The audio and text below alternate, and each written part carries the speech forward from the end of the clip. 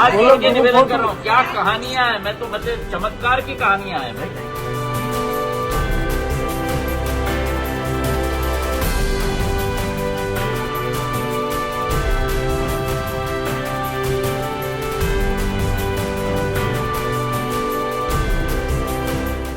नमस्कार, मैं हूं देवांजलि मोइत्रा।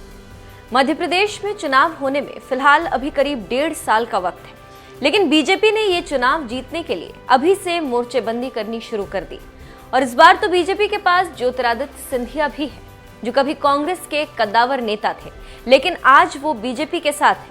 और बीजेपी ने उन्हें कांग्रेस के मजबूत किले राजगढ़ को भेदने के लिए अभी से मिशन में लगा दिया, क्योंकि ये वो जिला है जहां अभी भी कांग्रेस के दिग्गज नेता और पूर्व सीएम दिग्विजय सिंह का जबरदस्त भौकाल है। और इसी जिले में वो सीट भी है जहां दिग्विजय सिंह ने मौजूदा सीएम शिवराज सिंह चौहान को कभी करारी शिकस्त दी थी।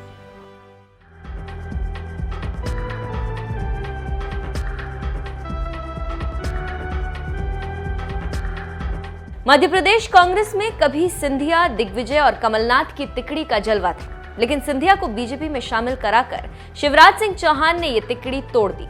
और वहीं सिंधिया कांग्रेस का किला ढहाने में बीजेपी की मदद कर रहे हैं। इसी सिलसिले में सिंधिया कुछ ही दिनों पहले उस राजगढ़ जिले का दौरा करने गए जहां वो कांग्रेस में रहते हुए भी कभी नहीं गए, क्योंकि ये दिग्विजय सिंह का किला माना जाता है। लेकिन अब बीजेपी में शामिल होने के बाद सिंधिया जब दिग्विजय के गढ़ राजगढ़ पहुंचे तो उनका जोरदार स्वागत हुआ। इस दौरान उन्होंने पार्टी कार्यकर्ताओं से 1-to-1 बात करने के साथ ही उन्हें आने वाले चुनाव में भगवा को ना भूलने की सलाह भी दी, जो बता रहा है कि बीजेपी इस बार सिंधिया के सहारे दिग्विजय सिंह को उनके घर में ही उलझा कर रखना चाहती। 50 सालों से है कांग्रेस का राज।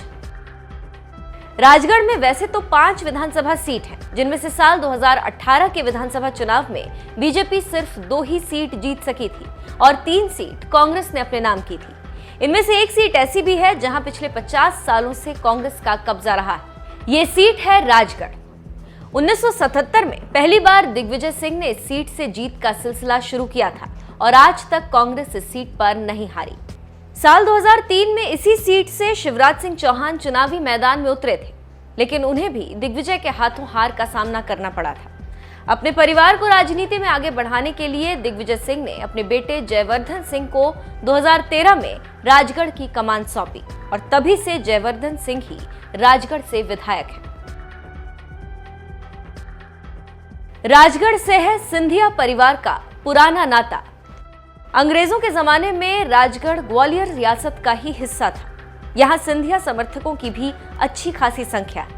सिंधिया और दिग्विजय के बीच राजनीतिक अदावत का मूल कारण भी यही है। 1993 में जब दिग्विजय पहली बार मुख्यमंत्री बने थे, तब ज्योतिरादित्य के पिता माधवराव सिंधिया भी इसके दावेदारों में शामिल थे।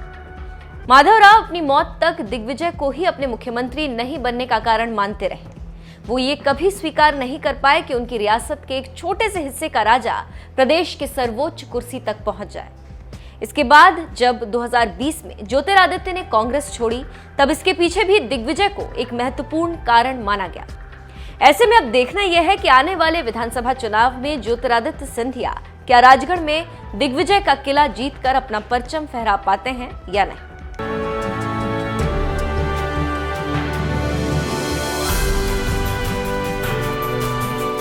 मैं हाथ जोड़ के निवेदन कर रहा हूँ, क्या कहानियां हैं, मैं तो मतलब चमत्कार की कहानियां हैं भाई।